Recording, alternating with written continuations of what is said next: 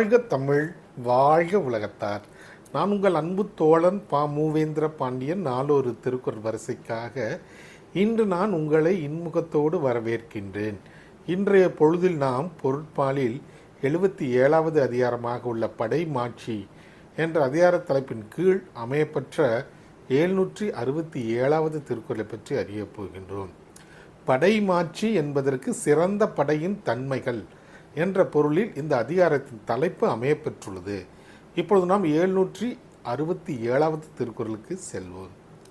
தார் தாங்கி செல்வது தானை தலைவந்த போர் தாங்கும் தன்மை அறிந்து.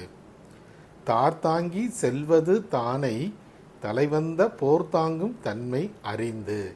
இத்திருக்குறளுக்கான பொருள் என்னவென்பதை இப்போது நாம் காண்போம்.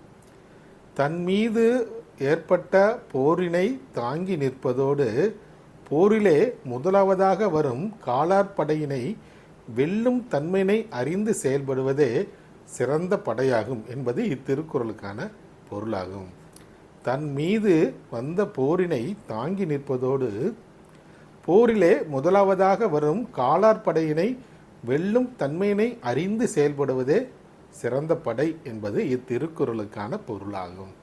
ஆம் தோழர்களே, வள்ளுவரின் வழியினை பின்பற்றி நாமும் வாழ்வில் எப்போதும் வெற்றியை காண்போம். நன்றி, வணக்கம், ஜெய் ஹிந்த்.